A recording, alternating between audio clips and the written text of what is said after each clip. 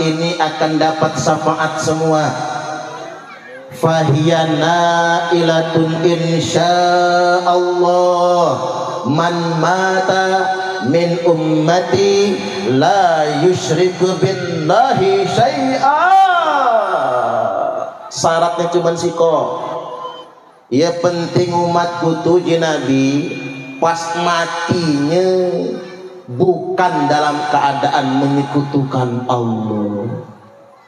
Yang penting tidak dalam keadaan musyrik, yang penting tidak dalam keadaan menyekutukan Allah. Garansi dari Nabi, umatku akan masuk surga semua dengan syafaat. Allahumma amin amin ya rabbal alamin.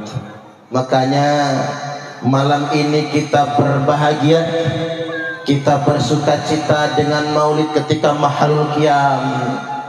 Kita semua menitikkan air mata saking mahabbahnya, saking cintanya kepada Rasulullah sallallahu alaihi wasallam, sosok yang akan menolong kita, yang akan memberikan syafaat kepada kita semua, yakni segenap umatnya. Assalamualaikum warahmatullahi wabarakatuh. Sahabat Lamunan Hatta Islami Channel dimana saja berada, sehat walafiat dan mudah-mudahan selalu dalam lindungan Allah Subhanahu wa taala. Amin ya rabbal alamin. Sahabat dan saudara-saudara, para wargi sadaya, sehat walafiatnya mudah-mudahan. Dan tentunya pada kesempatan ini saya akan menyampaikan sebuah video tentang pengajian atau tausiah yang disampaikan oleh Kiai Haji Suparman Abdul Karim, ya, yang pada kesempatan ini sebagai pimpinan Pondok Pesantren Rahmatul Ummah As-Salafiyah An-Nahfiyah, ya. Dan untuk itu pada tausiah ini, ya, banyak hal-hal yang disampaikan baik dalam kehidupan maupun dalam hidup bermasyarakat, apalagi di dalam masyarakat dan yang tengah agak panas-panas sedikit tentang masalah nasab saat ini. Dan beliau juga menyampaikan nanti tentang permasalahan nasab dan bagaimana harus kita, dan juga banyak hal-hal yang disampaikan tentang merendahkannya ulama-ulama dan bagaimana sikap kita harusnya. Dan ini semua akan menjadi bimbingan buat kita agar kita bisa atau dapat mensikapi permasalahan polemik nasab ini yang kian makin membara ini, ya. Dan mudah-mudahan pemerintah ataupun lembaga masyarakat ataupun lembaga negara lainnya atau lembaga agama lainnya bisa segera mengambil tindakan menyelesaikan polemik nasab yang kian ricuh saat ini. Jadi sudah banyak pihak-pihak yang rasa dirugikan barangkali, ya, rasa dirugikan berbuat ulah dengan dalih yang ya itulah para mukibin bayaran barangkali, ya, para mukibin bayaran atau apa, saya kurang tahu dah kalau untuk itu. Untuk itu mari kita saksikan saja atau kita ikuti saja pengajian bersama Kiai Haji Suparman Abdul Karim, ya. Dan mudah-mudahan bermanfaat dan mudah-mudahan juga menambah satu wawasan kita. Dan mudah-mudahan ini semua menjadikan satu ibadah kita kepada Allah Subhanahu wa taala. Amin ya rabbal alamin. Baik teman dan sahabat semuanya, selamat mengikuti dan jangan lupa di subscribe, di like dan di komen. Terima kasih bagi yang sudah subscribe.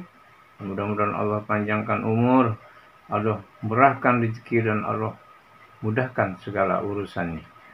Baik sahabat, terima kasih atas kebersamaannya. Selamat mengikuti. Jamaah yang hadir pada kesempatan kali ini, caknya banyak. saking Sidang Sari Talang Baru dari Talang Telok dari Talang Mentaan entah jemugan nih galak nian pengajian tapi dan yang kenyang biasanya nganeng masuk kuping kanan keluar kuping kiri.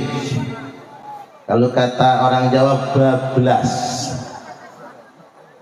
Kita datang dari mana-mana kumpul di sini alhamdulillah dalam acara yang sangat meriah. Yang jelas yang banyak dapat berkah tukang balon. Gawi tukang balon ini nangis dulu budak ceng. Selanjutnya sedulur-sedulur SH atau PSHT yang satu komando ikut berpartisipasi membantu berbagai macam aspek dari kegiatan kita pada kesempatan malam ini. Semoga sedulur-sedulur PSHT atau SH semua yang dilakukan malam ini Allah ganti dengan pahala yang berlipat ganda. Barokah semua, dapat istri yang soleh, yang dapat istri yang soleha. Tapi ini hanya untuk yang bujang, ama cek lani halah. Selanjutnya tim hadrah, ini hadrah apa namanya? Majelis Manaqib ya, yang hadir pada kesempatan kali ini yang telah mengajak kita semua bersolawat. Hadirin wal hadirat rahimakumullah, apa kabar? Sehat? Kita santai. Saya ini pengen berdiri cuman capek karena dari kemarin belum pulang. Pagi-pagi sekali berangkat minggu kemarin pagi berangkat ke Linggapura Selagai Lingga Lampung Tengah, ceramah pengajian akbar Maulid pagi sampai siang di Linggapura, malam ceramah di Batu Tegi Pulau Panggung Kabupaten Tanggamus, bermalam di Kota Agung, pagi tadi ceramah di Pangkul Wonosobo Kabupaten Tanggamus. Selesai ceramah ngaji makan siang, berangkat dari Pangkul Kota Agung jam 13.00, masuk Prengsewu Matrusun, Kalirejo, Bangunrejo, Padang Ratu, Selagai Lingga lagi, tembus Werarem, sampai di sini ba'da sholat maghrib tadi. Lesunian hasilnya. Makanya Bapak Ibu, aku duduk ya, ini nak berdiri ceramah. Selanjutnya kita semua berbahagia dalam kondisi yang penuh khidmat dan kekeluargaan ini. Saya bisa hadir kembali di Sindang Sari. Terakhir ceramah di Sindang Sari ini nikah anak Mangpur mendesalah ya. Terakhir lah lamunnya tuh. Saya punya pengalaman di Sindang Sari ini waktu masih SD di SD Mekarjaya. Dulu kepala sekolahnya namanya Pak Herman, istrinya Pak Herman namanya Bu Ar kalau tidak salah. Bikin es balon, masukkan dalam termos. Jadi saya dengan Mia, ada Mia kasih itu, Mia, Ayub Mia, sama Mang Iis, Purna Iskandar itu berjalan keting, pacak berjalan keting, melaku sikil. Jalan dari SD Negeri Mekarjaya itu ngambil termos es tempat Bu Ar Pak Herman jualan es balon di Sindang Sari. Kalau laku jualan esnya itu senang bukan main, walaupun untung tak seberapa. Itu pengalaman masih kecil keliling Sindang Sari. Hadirin wal hadirat rahimakumullah, hari ini kita mulai tadi dengan membaca manaqib. Saya ingin sampaikan ada baiknya kita ikut berpartisipasi. ame galak ame pacar jema talang telok talang mentaan terutama itu mengikut manakib Ustaz Mursyid ini.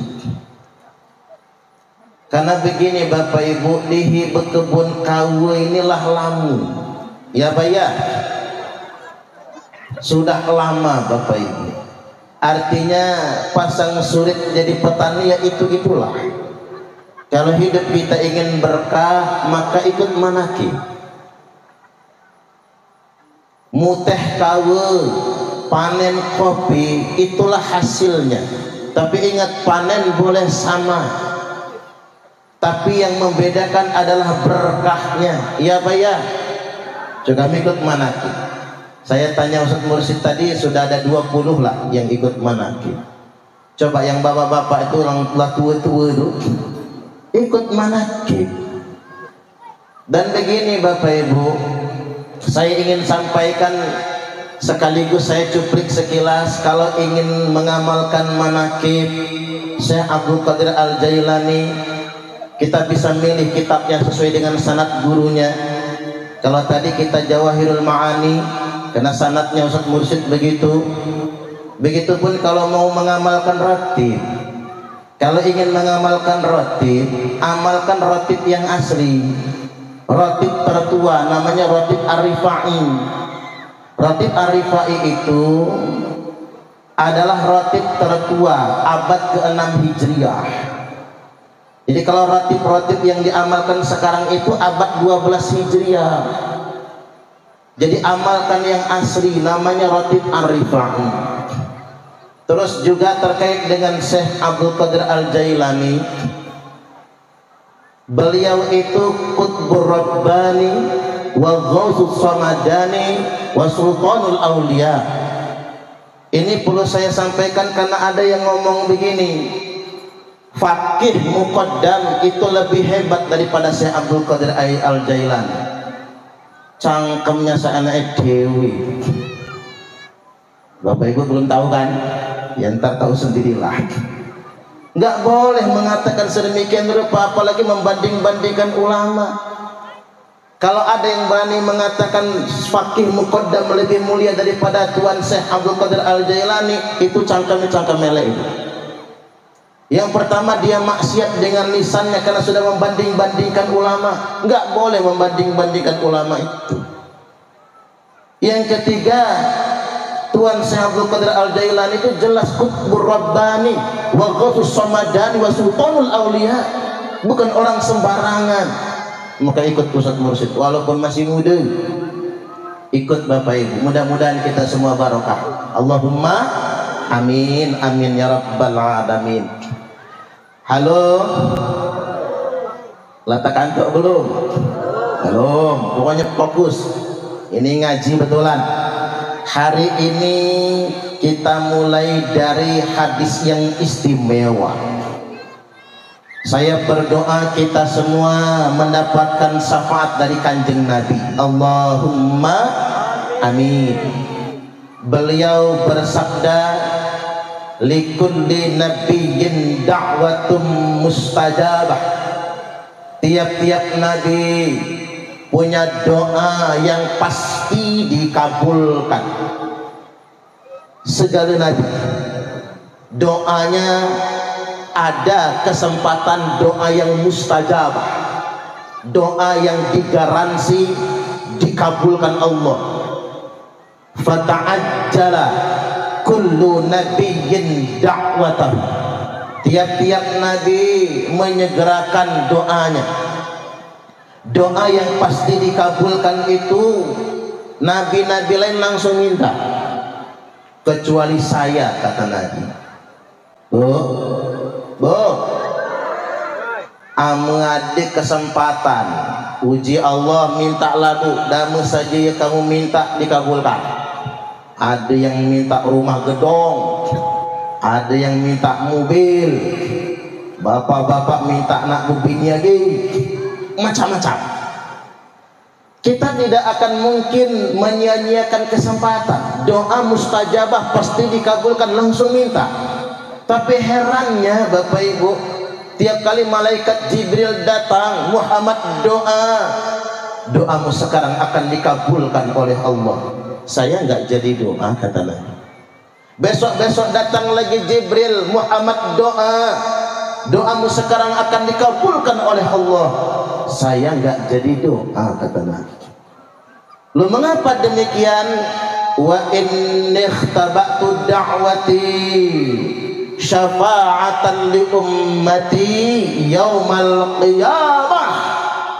Aku sengaja mengakhirkan doaku, sengaja menabungkannya untuk di akhirat nanti, yang dengan tabungan doa mustajabah itu aku tukar menjadi syafaat, yang dengan syafaat itu nantinya semua umatku akan masuk surga semua.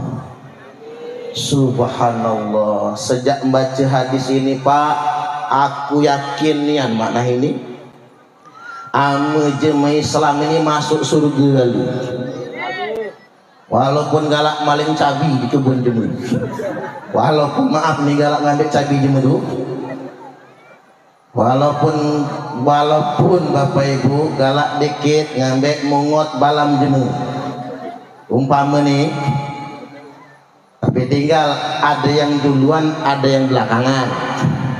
Cuman yang jelas umat ini akan dapat syafaat semua. Fahiyana ilatun insyaallah man mata min ummati la yusyriku billahi syai'a. Syaratnya cuma siko. Ya penting umatku tuh Nabi pas matinya bukan dalam keadaan menyekutukan Allah.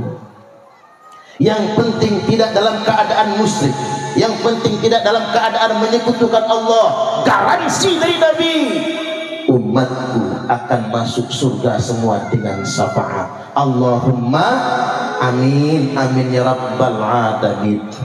Makanya malam ini kita berbahagia, kita bersuka cita dengan maulid ketika mahalul qiyam.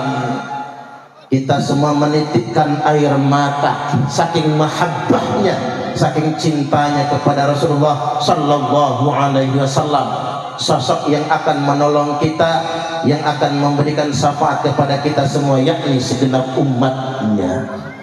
Hadirin wal hadirat Bapak Ibu, belakangan ini juga ada yang menghukumi maulid Nabi ini bid'ah. Ditanyakan ngapa bid'ah? Itu ulang tahun, Nabi nggak pernah ulang tahun. Ingin saya sampaikan, maulid ini bukan ulang tahun, bukan pesta ulang tahun, bukan happy birthday to you kalau kata Jemegala ulang tahun. Jadi Bapak Ibu, maulid ini adalah bergembira dan mengagungkan kelahiran Nabiullah Muhammad sallallahu alaihi wasallam. Jadi kalau ada yang bertanya apa dalilnya maulid, ayo kita merujuk dalil dulu. Dalam kitab Sahih Al-Bukhari dicantumkan hadis yang diriwayatkan dari Abbas bin Abdul Muttalib radhiyallahu anhu. Ini hadis sahih Bukhari. Imam Bukhari itu Amirul Mukminina fil hadis, Amirul Mukminin dalam bidang hadis. Di sana disebutkan Abbas berkata, "Lamma mata Abu Lahab."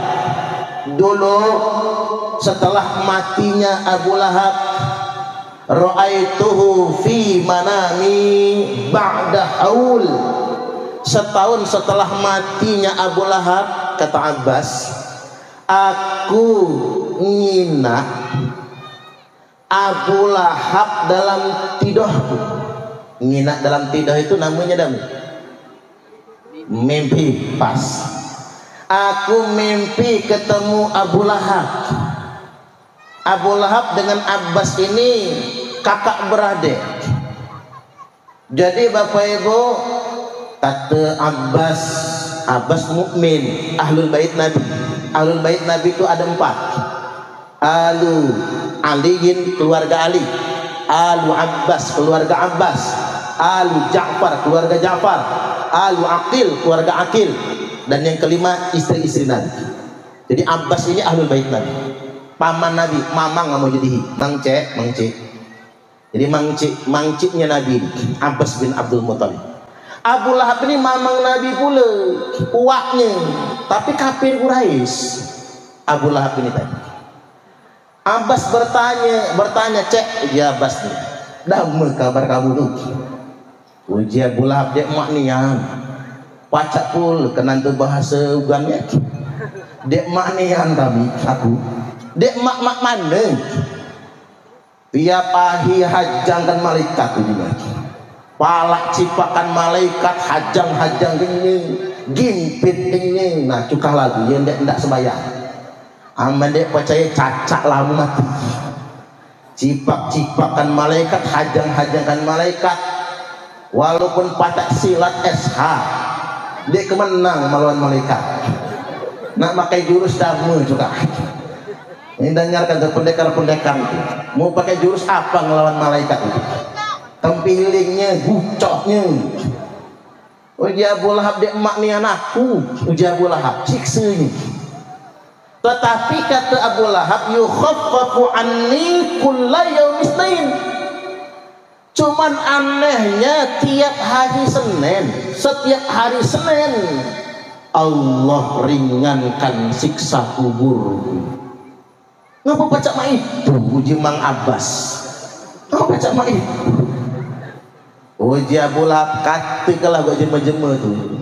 Dame sebab aku ni ame Senin ada libur siksa diringankan. Yakni waktu nakan di anak buah lahir. Pas anak buah lahir menjemukan anak buah itu ponakan.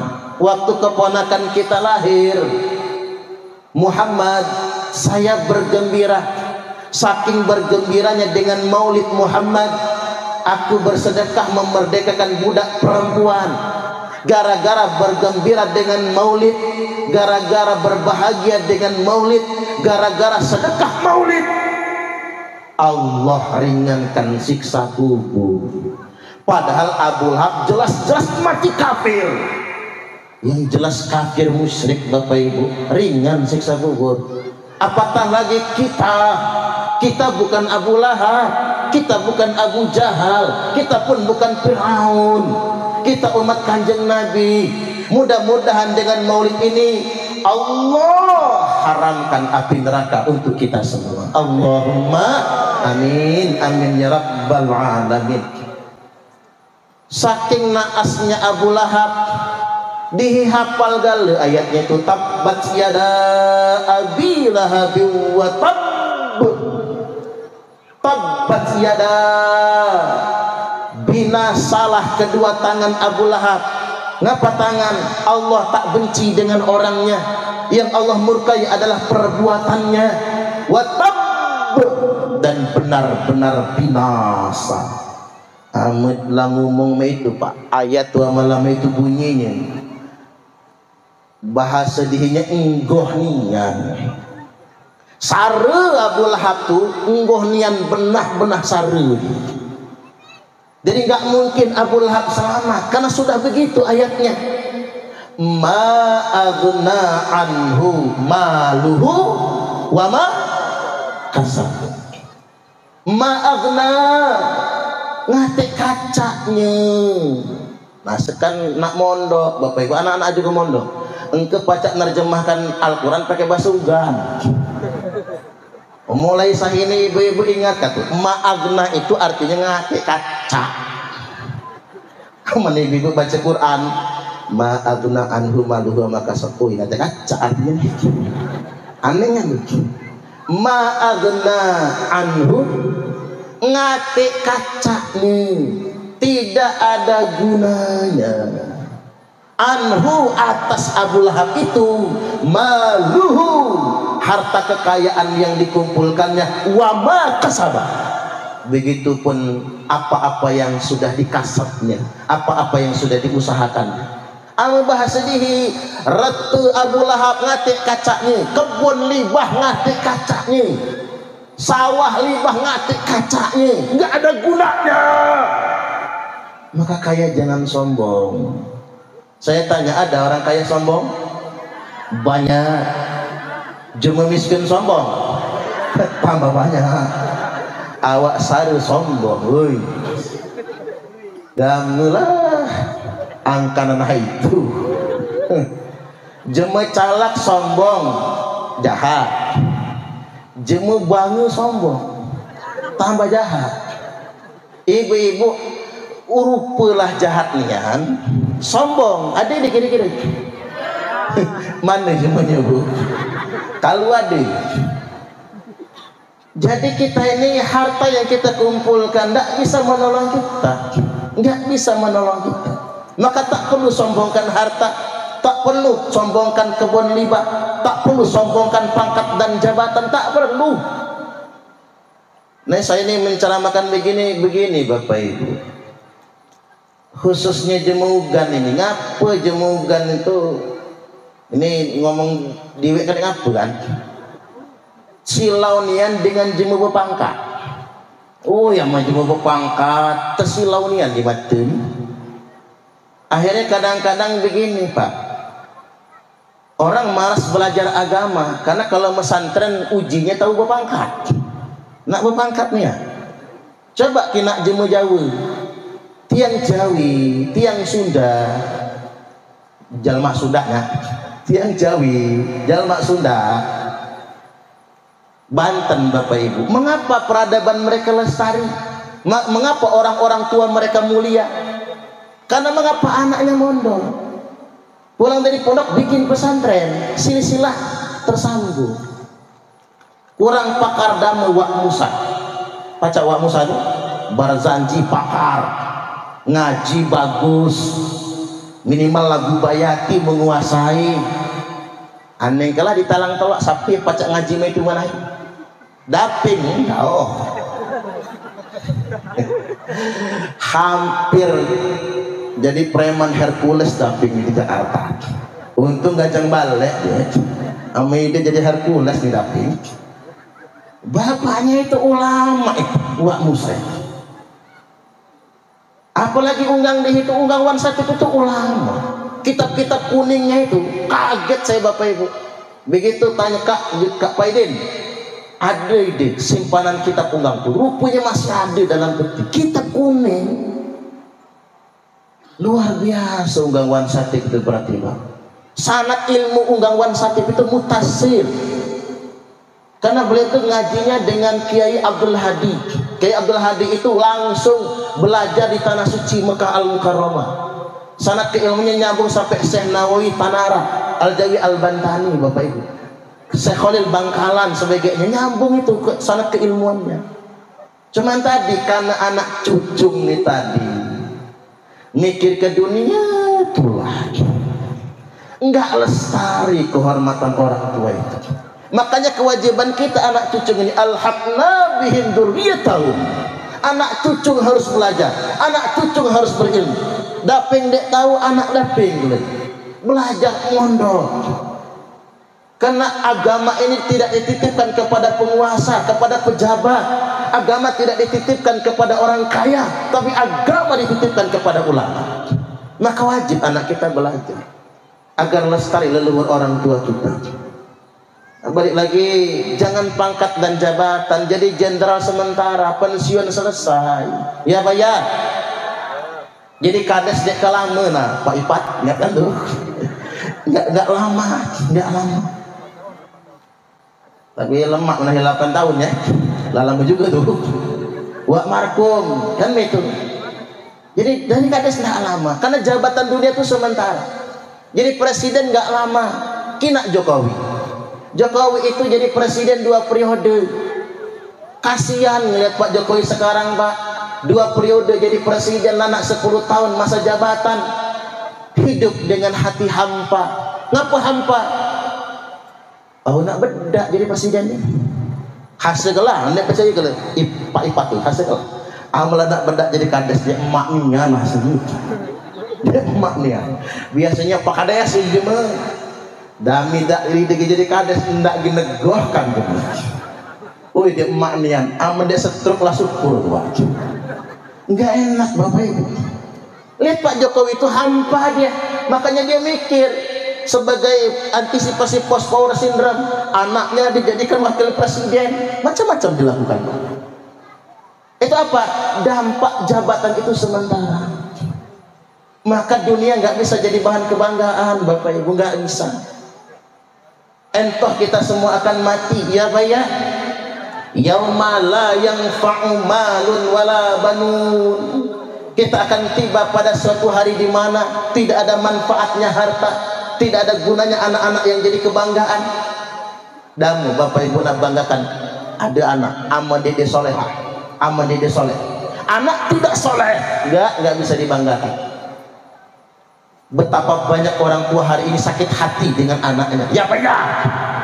Anak calak sekolah tinggi, ketiban bebini, bininya atau sang menantu tidak suka dengan mertua. Ada zaman sekarang banyak. Anda ingat tuh bantu-bantu tuh mantu semua tuh.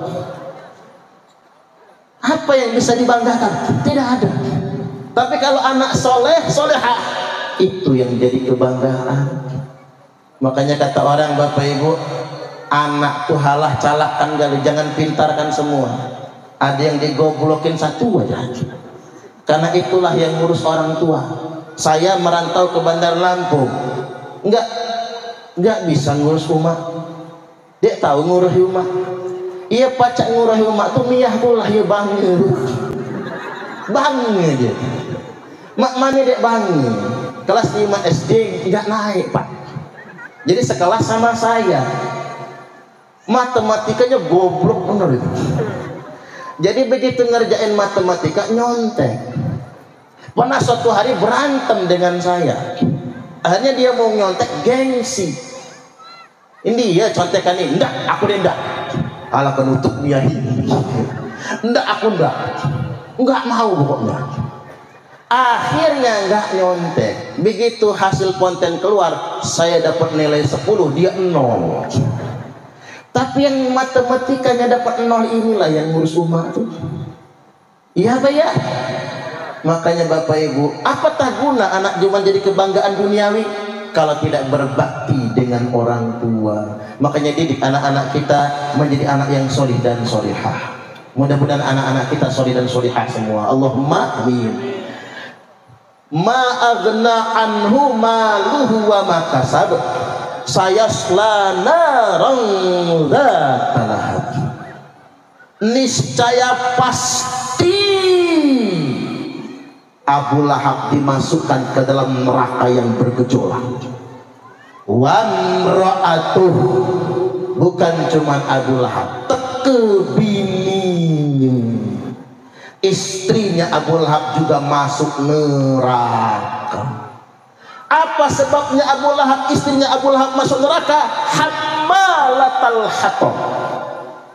Karena istrinya Abu Lahab suka memikul kayu bakar. Bini Abu Lahab masuk neraka gara-gara galak ngambek puntung. Pacak mulu. Bu, ingat Bu, membaca surat itu lagi hammalatal hatab, ngambek puntung. Jadi cuma bertanya Bu, nak kemana Bung? Hammalatal hatab. Ngambek puntung. Puntung namanya. Jadi ternyata ngambek puntung ini Bapak Ibu ada ayatnya. Cuman aku nak ingatkan buat ibu-ibu, aman ngambek puntung hala di salangan jemu Bu. Ngambek dewe hala galak dengung tak payah. Hammalatal hatab. Loh, apa hubungannya ngambil kayu bakar atau ngambek puntung tadi dengan masuk neraka? Apa bisa orang bawa kayu bakar kemudian masuk neraka? Itu bahasa kiasan Bu. Karena zaman Nabi itu adanya kayu bakar, adanya puntung, belum ada kompor. Seandainya zaman Nabi sudah ada kompor, kalimatnya bukan puntung, bukan kayu bakar, tapi kompor. Oh ternyata istrinya Abu Lahab ini kompor, cangkemele, bigos biang gosip, kompor beleduk, suka ngegosip alias galak ngupat. Di Sindang Sari ada yang suka ngegosip? Banyak. Di Matalang Telok ada galak ngupat, gawinya. Nah yang galak ngupat ini, ya galak ngegosip ini tadi. Nah itulah prototipe bini Abu Lahab. Oh yang malah ngomong jemet, keriting bibirnya, mati sampai belak-belak. Apa lah ibu taman dan ngegosip ini ngupat, matunya belak-belak, bibir keriting kan itu. Hati-hati, istrinya Abu Lahab binasa gara-gara hammalatul hatab. Jadi provokator, kompor, ember, suka menyebar-nyebarkan keburukan orang, ayyara, menyebar-nyebarkan keburukan orang lain. Manusia ini tidak ada yang sempurna, orang pasti punya kekurangan. Ya Pak ya, ini nak ceritakan barang dailo, simpan saja. Aku ini kan ngalam umat Bapak Ibu. Saya saja Bapak Ibu kadang-kadang gak bisa menahan lisan untuk membicarakan keburukan orang lain. Tapi umat itu dia pernah menceritakan keburukan jemaah lain. Umar itu aku salutnya. Kadang dicungkil-cungkil Pak, dia bercerita nggak akan sampai. Man somat aja, yang diam itu selamat. Maka tahanlah lisan agar kita tidak membicarakan keburukan orang lain. Manusia itu memang ada kekurangannya, tidak ada manusia yang sempurna. Manusia itu tempat salah dan dosa. Mudah-mudahan kita semua bisa menjaga lisan. Insya Allah. Lanjut ya. Nah yang berikutnya pada kesempatan kali ini kita akan berbicara meneladani Nabiullah Muhammad sallallahu alaihi wasallam. Bicara tentang keteladanan Bapak Ibu, Nabi itu jelas punya 4 sifat wajib: siddiq, amanah, tabligh, fatwa. Siddiq itu benar, jujur.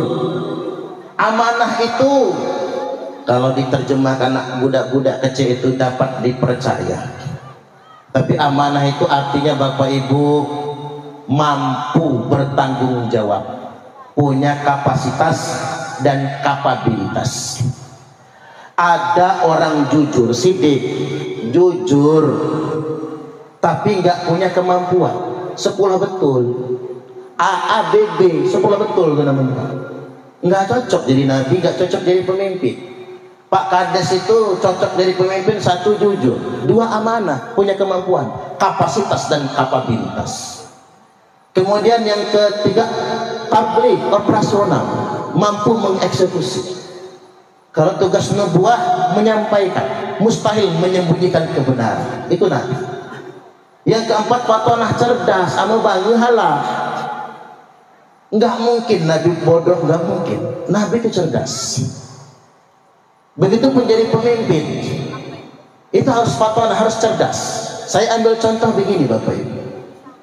Program makan siang gratis yang dicanangkan oleh pemerintah, rencana ya, yang direncanakan itu programnya kayaknya bagus, tapi nggak cerdas. Mengapa saya katakan tidak cerdas?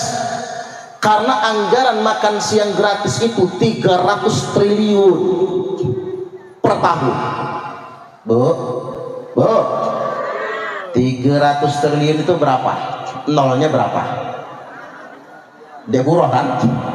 Ame diketik di kalkulator langsung ngeheng kalkulator. Saking banyaknya nolnya. 300 triliun itu Pak, ame diberikan sebelah gal, tenggelam Lampung ini dengan laut sebelah. 300 triliun. Daripada anggaran makan siang gratis 300 triliun, lebih baik ganti saja. sekolah gratis mulai dari PAUD sampai sarjana. Cocok atau cocok? Tepuk tangan mulai. Gandeng kayaknya dari Pak Prabowo tuh Pak. Sekarang berhitung Bapak Ibu, hitung itu lagi. Makan siang gratis itu sehari 15.000 untuk satu murid. 15.000. Kalikan sebulan 450. Aman kalau dikirim ke pondok saya itu Pak, satu santri 450 gratis semua santri. Luar biasa. Tahun mahi Bapak Ibu mondok Badadih itu tempat kita itu 300.000 sebulan. 10.000 sehari. Sekolah di situ, MTS. Makan di situ, mondok di situ. Bahas mahal naikkan dikit jadi 400 Pak. Bahas mahalnya. Hitunglah Bapak Ibu, 400.000 sebulan itu untuk makan saja tidak cukup tuh Pak. Untuk makan saja. Makan 3 kali sehari Bapak Ibu, nggak cukup itu. Itu kalau pemerintah kirim ke pondok 450 itu udah gratis 3 kali makan, bukan cuma makan siang. Nah makanya kalau pemerintah ingin cerdas, daripada makan siang gratis, mending sekolah gratis. Dan makan siang gratis itu hanya menguntungkan pemenang tender, cuman jadi bancakan. Makanya penting saya ingin ingatkan buat penguasa, nih ngomong gue cuma talang. Ngomong dengan orang Talang enak Bapak Ibu, nggak ada pejabat, cuman Pak Ipat doang pejabat di sini, sama Pak Sarip ya, jadi kecamatan.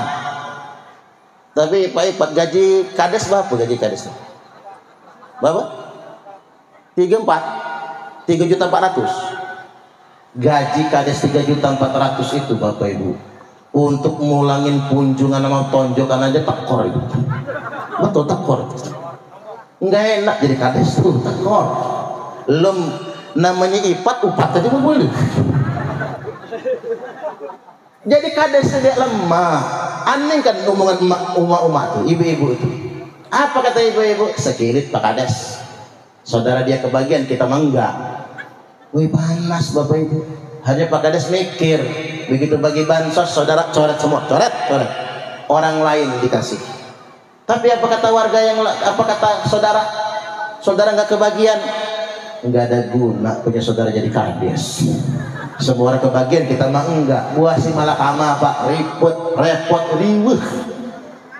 Jadi ini ceramah bukan buat wakil Pak Camat ya, bukan buat Pak Ipat ya. Jadi buat pejabat di atas, dengarkan buat pejabat. Jadi presiden, jadi gubernur, ini pilkada nih, jadi gubernur, jadi bupati Bapak Ibu. Itu tinggal di rumah dinas, rumah jabatan, di kantor megah, kantornya mewah, full AC. Saya ingin bertanya, yang bayar anggaran rumah dinas siapa? Rakyat. Begini Bapak Ibu, makan minum bupati, gubernur, presiden, menteri-menteri, kepala-kepala dinas itu yang nanggung rakyat. Teke caloknya jeme Sindang Sari belikan calok presiden tuh. Tanya kalau benar bertanya. Pejabat di atas hidup mewah, bergelimang dengan harta. Dia ngapa? Memanglah bagiannya. Cuman tolong pikirkan kami rakyat di bawah. Jangan membuat kebijakan yang menyengsarakan rakyat. Cocok atau cocok? Ya harus begitu. Dari dulu di Talang nih, listriknya Talang tolak empai masuknya.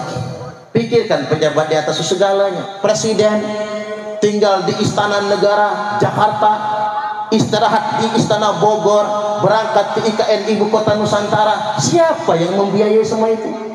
Rakyat.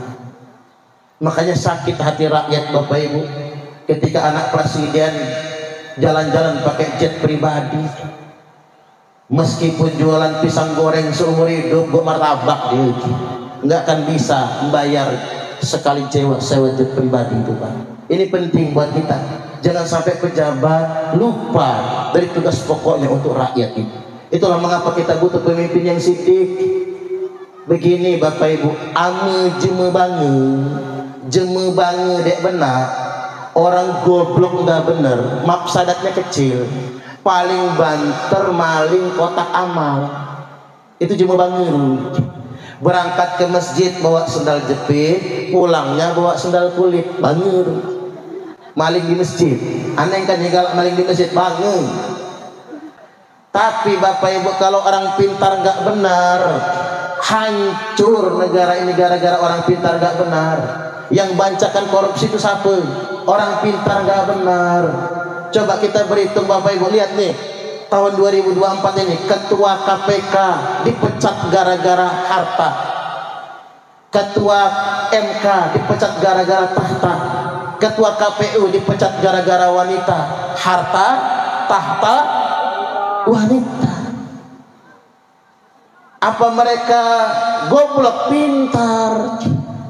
Saya ulangi, yang korupsi itu orang pintar atau orang goblok? Orang pintar.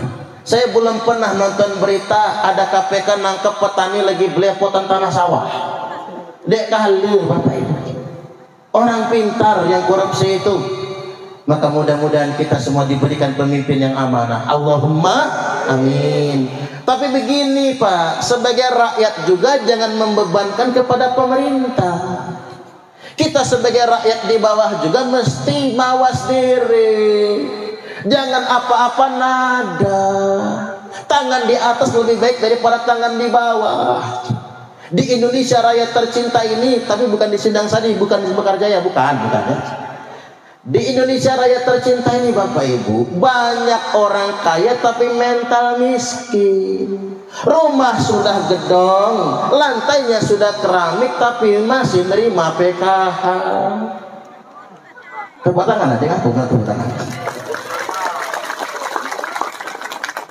Ini mental miskin. Yes, ini mental miskin. Awak lah kaya. Kadang-kadang jujur lah ibu-ibu itu, dapat PKH, dapat BLT itu bukan buat beli beras, ganti HP. Aman untuk bahasnya dek ngapa Bu? Ilo bang kan? Aju ganti HP Pak. Ke kanjian. Mana foto selfie, ngatik lakinya boleh. Halo kerja janda Bu. Ternyata bukan. Kadang-kadang kita ini mental miskin, lagunya kayak sosialita. Pagi-pagi lah pakai baju senam di balai desa, tapi bukan bekerja ya, nggak ada ya. Senam di balai desa seksi, bukan main Pak nggak bisa ngedip akhirnya. Jadi kita ini mental miskin ini nggak bagus Bapak Ibu. Kalau bisa beginilah, aman pas bagi bansos, bagi BLT, katakan dengan Pak Kades, maaf Pak Kades, kami nolak BLT. Lu ngapa? Kami sudah kaya Pak Kades. Setuju nggak kira-kira Bu? Mani kebul. Nggak mau Pak Ibu-ibu. Jadi balik lagi Bapak Ibu, kita biasakan tangan di atas lebih baik dari tangan di bawah. Nah, saya mau bagi cerita ini.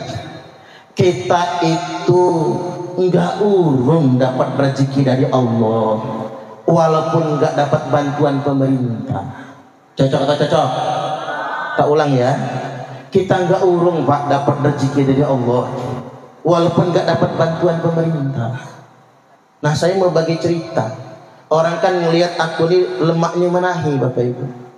Tapi coba kita bagi cerita Pak. Aku ini merantau dari Talang Telok, bergulat dengan dunia Bapak Ibu. Nikah itu kan 2004, tinggal ngontrak, 3 kali diusir dari kontrakan. Makanya waklihan umat Mang Sidik, kan ada Mang Sidik tadi kan, umat Mang Sidik itu nyari rumah enang di Bandar Lampung. Begitu nyari rumah enang, ala kebesar rumah enang begini. Halamannya lebar. Begitu masuk enangnya udah tua ternyata. Yakni Haji Cik Enang yang didapat itu. Saya itu tinggal ngontrak Bapak Ibu. 3 kali diusir dari kontrakan. Punya motor pertama kali motor merek Fit X tua tahun 2008 itu Pak, karena orang kasihan ngajar ngaji pakai sepeda.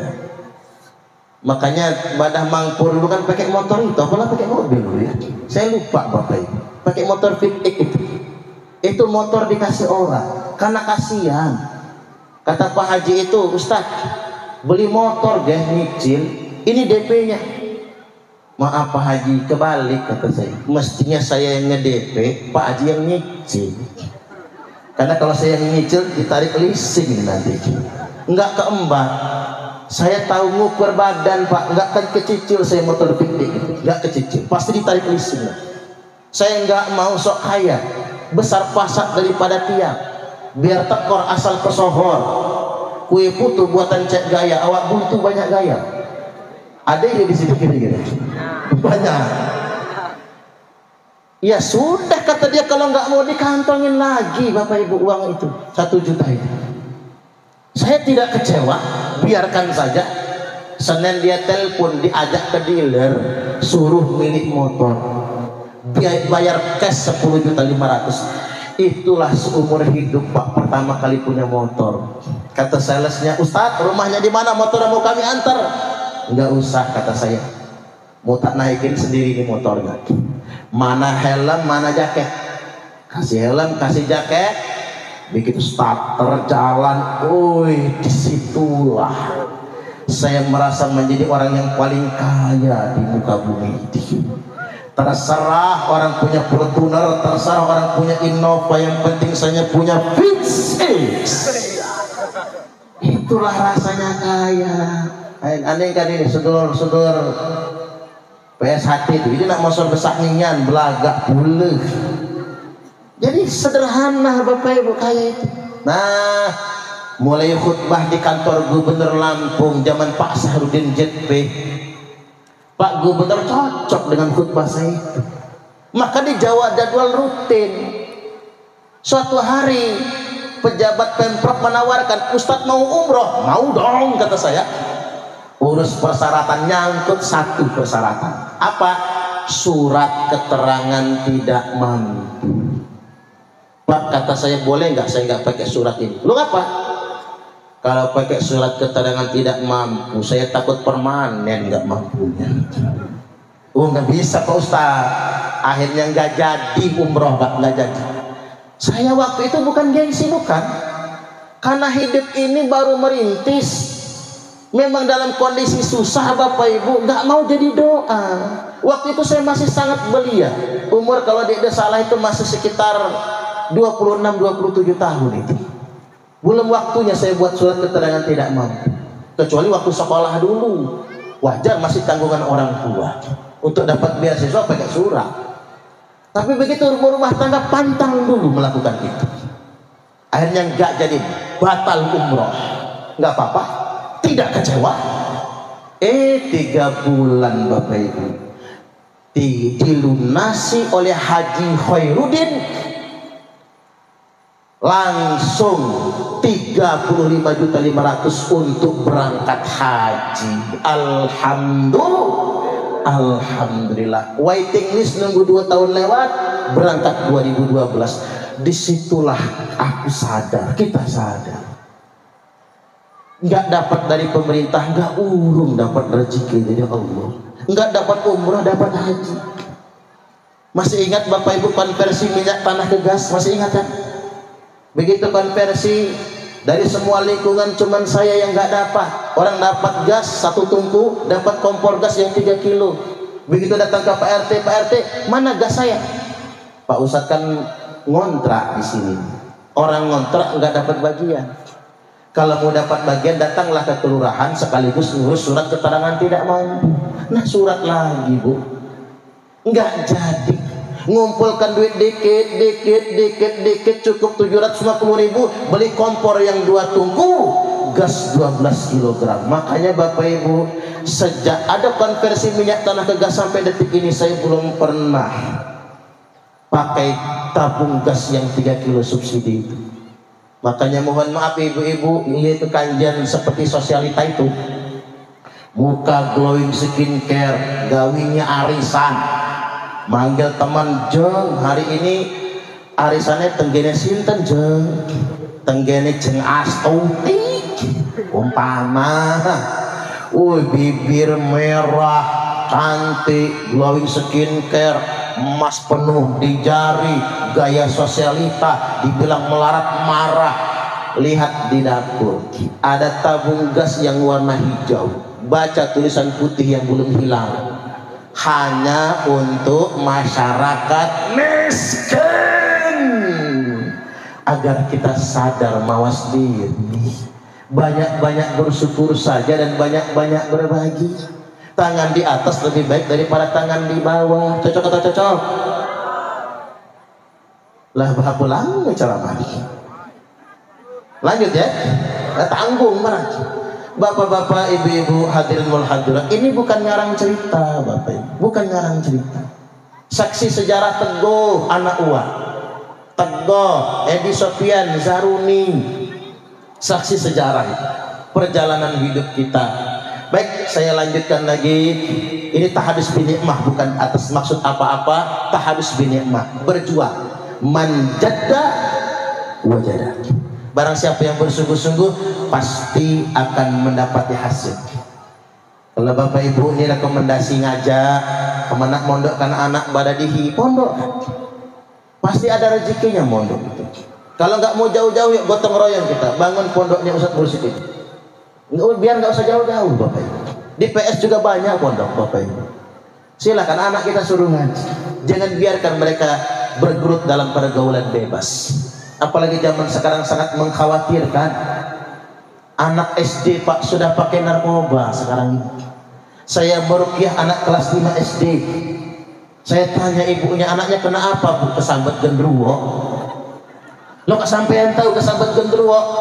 Ini sudah diruqyah 5-10 kiai 15 ustaz, cuman gak mempan. Wih hebat juga jinnya ini. Ada jin tuh jin hebat pak.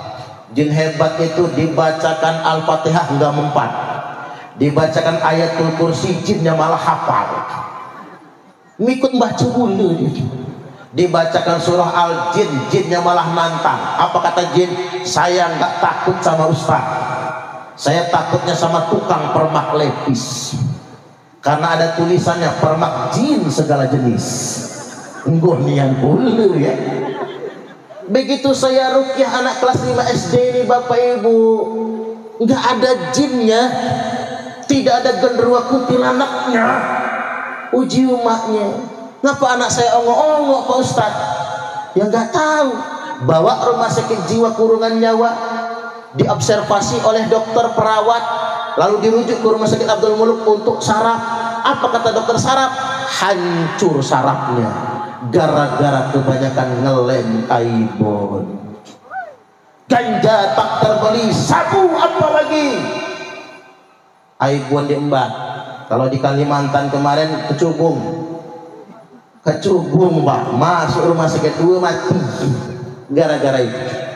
Nah ini kita khawatir bapak ibu pergaulan anak-anak kita, maka dipagari anak kita ini, berikan pendidikan terbaik buat mereka semua. Dan yang berikutnya masih keteladanan kita kepada Rasulullah sallallahu alaihi wasallam. Beliau bersabda, akmalul mu'minina imanan ahsanuhum khuluqa. Orang mukmin yang paling sempurna imannya adalah yang paling baik akhlaknya. Ukuran iman itu bukan pada jubah, bukan pada imamah, peci, kepiah, bukan karena janggutnya, tapi ukuran keimanan seseorang itu barometer tampaknya akhlaknya, yang paling baik akhlaknya. Wa khiyarukum khiyarukum lin nisaihim khuluqa. Dan laki-laki terpilih di antara kalian semua adalah yang paling baik akhlaknya dengan istrinya. Nah ini ku ceramahkan pada iyah main, pada kandut. Kalau mau lihat laki-laki baik bapak ibu, lihatlah cara dia memperlakukan istrinya. Bu, bapak-bapak ini baik deh bu, hebat. Ibu-ibu pandai menutupi aib suaminya. adalah yang paling baik akhlaknya dengan istri. Soalnya begini Pak, kalau caleg ramah wajar, caleg minta dicoblos, calon bupati ramah wajar, minta dipilih, ustadz ramah wajar. Kalau ustadz nggak ramah, nggak diundang ceramah lagi. Pedagang ramah wajar. Ame pedagang langgo judes dek kirim ndak membelinya. Bo, jangan sekali-kali depan warung ditulis dilarang ngebon. Kalau sudah ada yang nulis dilarang ngebon, dilarang ngutang, lepas. Itu nggak ramah. Mengkidek dan ngutangi halakat tekan. Ngapa nak tekannya? Coba Indomaret rame, Alfamaret rame, nggak ada tulisan dilarang ngutang, tapi jajal kok Mbak Indomaret itu, Mbak boleh nggak ngutang gula sekilo? Enggak Pak, nggak bisa. Begitu, haduh itu dek, aman nggak boleh, balik. Uji Mbak itu lagi gile, Bapak itu. Cak Indomaret sendiri, katanya gile Pak ngutang di Indomaret tuh. Artinya Bapak Ibu nggak usah kan ditulis-tulis itu karena nggak ramah itu. Ini strategi Bapak Ibu, marketing. Coba jangan noleh ke kiri, itu marketingnya jelek itu. Orang Indonesia ini penasaran, jangan tengok ke kiri, nengok deh. Ngapa dilarang tuh? Cuman itu nggak ramah Bapak Ibu. Karena nggak ramah, orang nengok ke kiri tapi nggak akan mampir. Orang nggak nengok ke sana tapi orang nggak akan beli. Karena ngapa? Kata-kata itu kalimat pasif. Kalimat pasif itu tidak ramah. Kata jangan itu kalimat pasif. Gunakan kalimat aktif. Wah, jadi mesin yang sehari harus belajar ini pun marketing ini namanya. Gunakan kalimat aktif, ramah. Makanya kalau kita ramah dengan orang itu wajar. Tapi ingat, kalau suami ramah dengan istri itu yang luar biasa. Halagalak men segak buat bini itu Bapak. Dulu masih hujan gadis, saya tidak bisa hidup tanpa kamu. Cinta ditolak dukun bertindak. Nah kan yang gudang-gudang nih. Oh yang mandang merayu cewek modusnya, wuih, sok care, sok perhatian. Pagi, siang, petang WA. Udah mandi belum? Iya. Belum. Kok belum sih, mager? Gua temenin mau nggak? Iya. Nak kancingnya mandi tadi. Ada yang pengalaman media sok care. Itu namanya modus mukhafafah namanya itu. Modus paling ringan. Modus itu ada 3 nih buat anak-anak muda, Rismawan Rismawati. Buat yang cewek-cewek hati-hati, jangan percaya rayuan laki-laki. Laki-laki itu banyak modusnya. Modus pertama modus mukhafafah. Modus kedua modus mutawassithah. Modus ketiga modus mughalladhah. Modus apa najis kira-kira. Nah ini dapat ilmu modus nih. Modus mukhafafah, modus minimum, modus paling ringan. Apa itu? Udah makan belum? Itu modus, sok perhatian. Pagi, siang, petang lo cuma minum obat, SMS lagi. Itu modus. Setelah modus mukhafafah naik menjadi modus mutawassithah. Apa contoh modus mutawassithah? WA-nya jam 2 malam. Begitu masuk cengkring, tahajud yuk. Drodok yang cewek nggak nyangka gua. Dia nyangka aku rupanya galak tahajud teman. Lagu dinginnya kamu tuh. Lagu dinginnya kayaknya tahajud dia tuh. Memang belum tidur, begadang kawinnya tuh. Ngecak katuak kawinnya. Kayaknya tahajud, lah terbudi cewek ini tadi. Dan bisa pagi tunjukkannya, lihat mah, cowok saya mah ngajak tahajud. Tekannya yang umaknya, tak umak lah kena budi dulu. Allahu Akbar. Nah begitu Bapak Ibu sudah lulus modus mutawassithah, masuk dia modus mughalladhah. Modus paling besar, maksimum Mbak. Apa itu? Nanti segitu lulus SMA sayang, kita akan berpisah jarak. Saya akan kuliah ke Jakarta. Lah kamu kuliahnya ke Papua. Jawaban enggak. Sayang, karena kita akan LDR, yuk kita bikin bukti percintaan sayang. Lemah igengan. Pandai kan nih gadis-gadis. Cowok zaman maknah ini, kata Pak Zainuddin MZ punya slogan, aku lihat, aku dekat, aku pikat, aku sikat, aku minggat, bangsat. Hati-hati, nak kena cekis nih budak itu. Jangan percaya modus.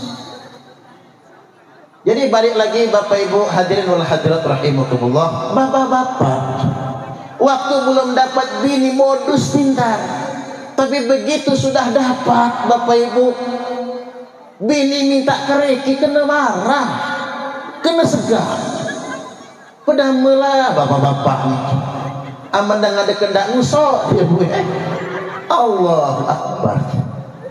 Sekali-kali Pak Manes dengan istri itu mungkin cuma talang, mama merikirian mama ente nopo papa, mama masih membersihkan teletong, pacak boleh coba sinang sari mama papahan. Begitu lenggah mama, mulai istri gemetar, damu kendak budak ini. Bapak-bapak ngerogoh kantong, banting duit 15 juta Pak. Ceger. Duit apa ini papa? Ini uang belanja mama. Enggak tuku beras, tuku terasi, tuku brambang, bayar token listrik, ongkos anak sekolah, cicilan kulkas, cicilan motor. Cukup mama? Cukup papa. Malah enek turahe, yo nek turah simpen kalih mama. Ngekep bini duit 15 juta, mau nyimpan uang ke kamar. Kata suami, nanti dulu mama.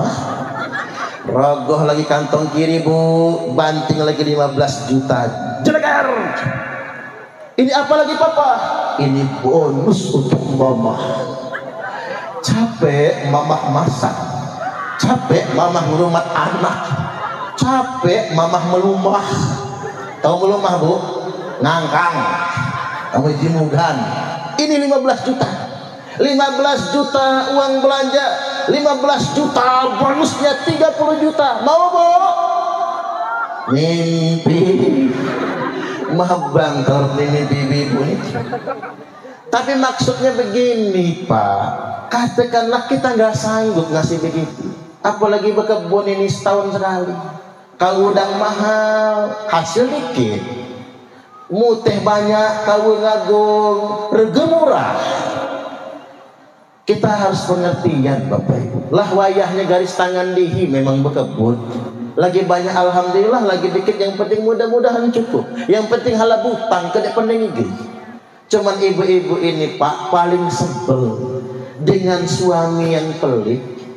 Ngasihnya cuman dikit, itu pun diungkit-ungkit. Ada nggak zaman sekarang? Mana Bu jumpunya Bu? Galaknya nyari. Ini akhlak kepada istri. Artinya begini, ibu-ibu kalau ingin tahu orang yang mulia, bagaimana cara memperlakukan suami, begitupun suami bagaimana cara memperlakukan istri. Cara kita memperlakukan orang terdekat. Baik, yang berikutnya Bapak Ibu, kita langsung saja biar tidak terlalu panjang. Saya ingin loncat ke bagian sejarah wafatnya Nabi. Falamma jaa yaumul isnin min syahri Rabi'il Awwal. Tibalah hari Senin bulan Rabiul Awwal. Nabi itu lahirnya Senin 12 Rabiul Awal, wafatnya juga Senin Bapak Ibu, di bulan Rabiul Awal. Bahkan ada yang mengatakan 12 Rabiul Awal, kan pas betul hari ini. Hari ini kan Senin, tanggal 12 Rabiul Awal, jadi pas betul Bapak Ibu. Walaupun malam ini sudah masuk Selasa, karena kita hitungan bulan Komariah bukan Samsiah. Tibalah hari Senin, Nabi demam. Demam Nabi, sakit Nabi itu Bapak Ibu cuman pening pala. Jadi Nabi itu ajalnya, sababiahnya adalah sakit kepala. Ada nggak Bapak Ibu yang pening pala maknanya? Kalau nggak mati dia. Termasuk begini, Nabi itu wafat di hari kelahiran. Nabi wafat di hari kelahiran. Bapak-bapak, ibu-ibu, ada nggak yang lahirnya hari Selasa? Kalau ada, kalau besok mati Pak. Karena besok terus Selasa soalnya. Harus bersiap-siap. Tibalah hari Senin, Nabi hampir-hampir tidak bisa mengimami sholat subuh. Namun di papa Nabi mengimami sholat subuh. Tsumma qa'ada linnas. Selesai sholat subuh Nabi langsung ngadap makmum. Ya ma'asyara muslimin, wahai segenap kaum muslimin, hari ini kata Nabi aku akan meninggalkan dunia. Wa hadza awwalu yaumi minal akhirah. Hari ini adalah hari pertama aku tinggal di akhirat. Wa akhiru yaumi minad dunya, dan hari terakhir aku tinggal di dunia ini. Kemudian sahabat yang tadinya nangis semua diam tertegun. Nabi beranjak, dipapah masuk kamar. Dek lama Bapak Ibu, pagi-pagi lewat subuh tuh ada dia mengetok pintu. Assalamualaikum. Assalamualaikum ayyuhan nabi wa ya ahla baitin nubuwah. Bukanya dari Fatimah. Uji Fatimah, bak kudang sakit. Dek tahu, dek pacak nyambut tamu. Bapak saya sakit, gak bisa nyambut tamu. Nanti aja kalau bapak saya sudah sembuh, kamu datang lagi. Pergi budak ini. Laki-laki Arab Badui. Nggak lama datang lagi, beberapa menit kemudian Uji Fatimah ngan ini datang lagi nih. Bak kudang demam, halah jengok kudai. Pacak Fatimah bahasa Ugan nih. Enggak apa-apa bahasa Ugan aja ya, ngerti kan? Jadi mau jauh tertil lah. Saya itu kalau ceramah di kampung pakai bahasa Indonesia itu khas janggal. Jadi yang berikutnya, pergi malaikatnya Bapak Ibu. Beberapa waktu, menit kemudian datang lagi. Nah ngan ini di Fatimah. Laku katakan, bakku didang sakit, dang demam. Halaku dah datang ngan belum sembuh. Ngan ini itu ngan dulu. Ngan itu budak ini. Nabi dami Fatimah ini ngomong agak kencang. Langsung manggil dari dalam kamar, ya Fatimah, ya Fatimah, man alal bab. Fatimah, siapa depan lawang tu? Uji Fatimah jema gunung, jema gindut. Ada rajulun Arabi, jema gunung, jema gindut. Lemak jema gindut menahi kaya-kaya. Mebak dulu Pak, buka hutan, nebang hutan di gindut sana. Kebun anak ngagung usir dari pemerintah. Teganian pemerintah zaman dulu tuh ya, teganian Pak. Ingat kisah bak dulu tuh kan, lasar buka kebun demi kebun anakmu teh usir mau nahi lemah. Jema gindut aja Fatimah. Kanye, ngapa dia tuh jadi Nabi? Lah 3 kali dia datang Pak. Datang terus, aku katakan kamu dang demam, masih tak datang pula. Kanye di Nabi lah, dak menciri jemunya. Uji Fatimah, orangnya sederhana, tapi matanya tajam sekali. Mata itu tidak pernah berkedip, seolah tak punya kelopak mata. Begitu aku beradu pandang, begitu jantungku berdiri, bulu kuduku terasa copot semua persendian tulang berulang. Kamu tahu siapa dia wahai Fatimah? La ya abah, ide bah aku roh di Fatimah, nggak tahu saya. Huwa hadimun laddat, dialah yang mencabut segala kenikmatan kelezatan. Dialah yang meramaikan kuburan, menciptakan tangisan di rumah-rumah. Dialah malaikat pencabut nyawa, nyembulung Fatimah saking takutnya. Pertama kali ketemu malaikat Israel, kata Nabi Israel masuk. Assalamualaikum ayyuhan nabi. Waalaikumsalam ya Israel. Ngapa je Nabi ngan datang ke sini? Ngantu nak datang ke sini nah, lo matilah ngantu. Ngantu datang ke sini sengaja nak bertamu saja, nak bertandang. Aku nak nyabut nyawa gini. Jawabnya dari Jibril, dari Israel, aku nih datang ke sini nak bertamu buat kamu Muhammad, sekaligus mencabut nyawa. Ne oleh Muhammad, ne orang oleh aku harus balik meneh. Saking sopannya bahasa Jawa malaikat Pak. Ndak gini basukan lu, ndak gini basukan. Saking sopannya. Uji Nabi kelebur air. Nanti dulu. Aina Jibril, mana Jibril? Tuhun malaikat Jibril duduk di sebelah palak Nabi. Damu Muhammad kanyengan pacak Jibril. Aman aku nikmati sahini, Allah pacak Jibril. Akhbirni mali indallahi minal kiramah. Kabarkan Jibril, kira-kira aku mati sahini damu kegembiraan yang Allah janjikan untukku di sisinya. Kata Jibril, semua pintu langit sudah dibuka untukmu, semua malaikat sudah berbaris. Nah persis tadi seperti sedulur-sedulur SH baris padi begitu masuk keluar rumah Ustadz Mursyid SH pedi. Woi ngehini anakku jika malaikat Israel tanggal lemak ngehini anakku luar biasa. Tapi kira ternyata kanya SH. Jadi Bapak Ibu, malaikat berbaris dengan teratur menantikan kedatangan ruhmu di langit sana. Alhamdulillah kata Nabi. Wa kaifa takunu ummati? Lalu bagaimana dengan keadaan umatku kalau aku mati hari ini? Jibril berkata, Allah sudah mengabarkan kabar gembira, mengharamkan surga ana sairil umam, untuk semua umat manusia, hatta tadkhuluha ummatuka, sehingga umatmu lah yang masuk surga duluan. Alhamdulillah kata Nabi, Israel mulailah. Aku nih Bapak Ibu saksi dengan mata kepala waktu wafat meninggal dunia. Baik. Oh begitu Pak rupanya dia mau meninggal tuh. Tarikan nyawanya itu ketingnya mulus itu Bapak Ibu. Jadi saksi nyata. Waktu itu masih umur kelas 5 SD. Nginak bak tarik nyawanya. Begitu. Nah begitulah Nabi. Jadi Bapak Ibu, Israel mengeksekusi, tarik pelan-pelan. Yang pertama kali mati telapak keting, telapak kaki. Makanya ini ilmu tubuh, ini ilmu tua Bapak Ibu. Kalau telapak kaki itu kan main, amadillah ma ini meluhus bingkok telapak keting itu tidak akan lama lagi mati. Coba kirain telapak keting masing-masing. Kalau lambingkok ini, itu dia kalau lagi mati. Tulang belakang ini sama jemenak mati Bapak Ibu. Itu rata. Ame telentang di lantai itu nyatu dengan lantai.